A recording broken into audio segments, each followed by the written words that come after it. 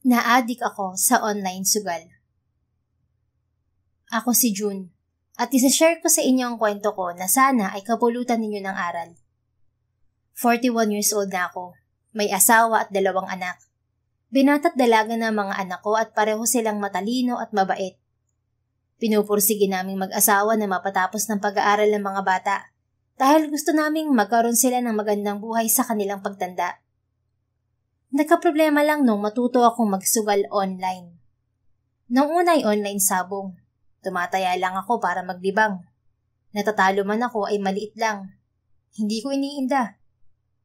Hanggang sa mauso naman ang iba pang laro sa online casino. Kahit wala akong GCash ay gumawa ako ng wala sa oras. Natuto ako mag-online color game. Ganun din, maliit lang naman ang natatalo sa akin kaya okay lang. Ngunit nag-ibang lahat nang minsan akong manalo ng malaki. Nanalo ako ng 200,000. Parang sasabog ang dibdib ko sa saya. Pero ang 200,000 na yun ay naipatalo ko rin sa color game. Dahil isang linggo yata akong puro talo lang. Yung itanabi ko na sanang 100,000 mula sa panalo ko ay naitaya ko na naman. Sobrang naadik ako sa laro na yun. Napupuyat pa nga ako dahil nakakalaro lang ako kapag tulog na ang asawa ko. Hindi ko pinaalam sa kanya na nagsusugal ako dahil alam kong magagalit siya sa akin. Baka mapalayas pa ako. Nagulat na lang ako na nagkaroon ako ng 50,000 na utang sa mga kasamahan ko dahil sa sugal.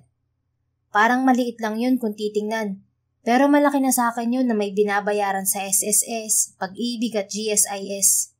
May pinag-aaral din ako sa kolehiyo, kaya para na akong sasabog sa tuwing darating ang sweldo ay kinakapos na ang sahod ko sa mga bayarin.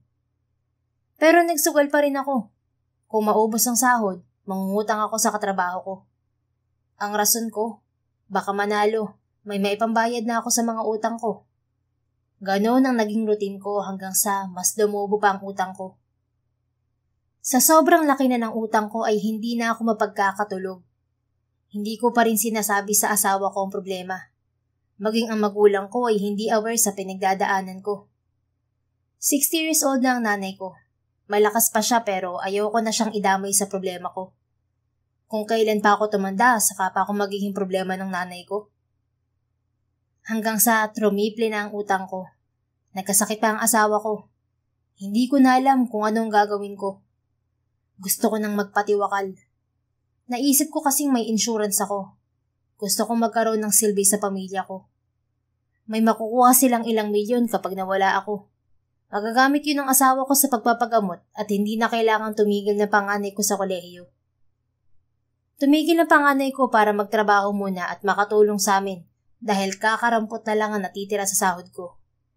Nade-depress na rin ako dahil ang daming tumatawag sa akin na naniningil.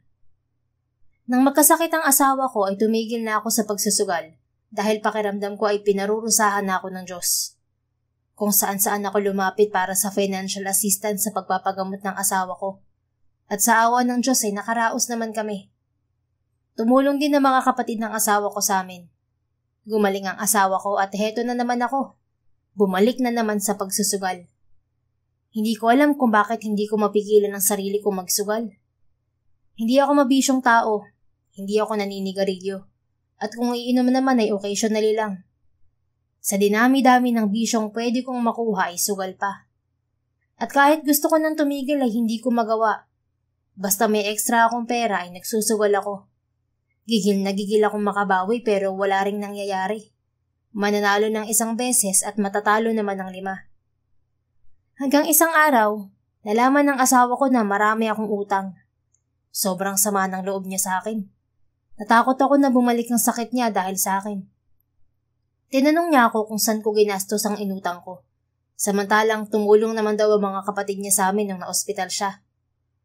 Hirap na hirap akong aminin sa kanya ang totoo. Pero wala na akong choice. Na-corner na ako. Sa sobrang galit ng asawa ko, iniwan niya ako. Kasama ang mga anak namin ay umuwi siya sa bahay ng mga magulang niya sa Zambales. Naiwan ako mag-isa sa Manila.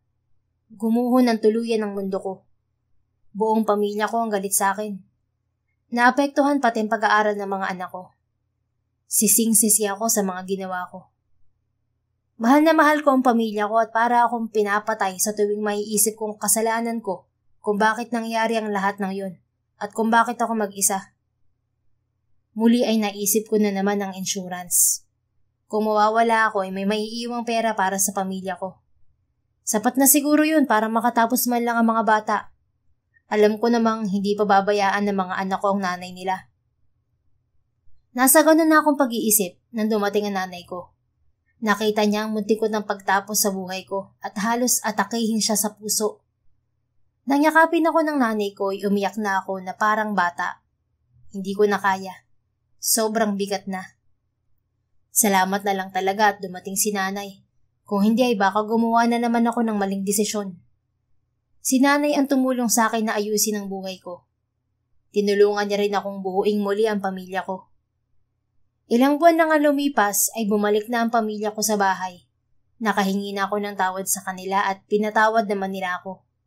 Umiyak pa ako nang ang asawa ko pa ang humingi sa akin ng tawad dahil nagalit daw siya agad at iniwan ako imbes na pagtulungan naming ayusin ang problema.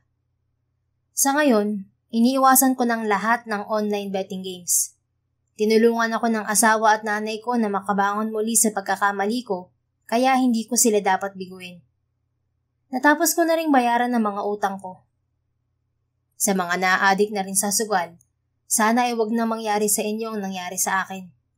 Tandaan ninyo palagi, walang nananalo sa sugal.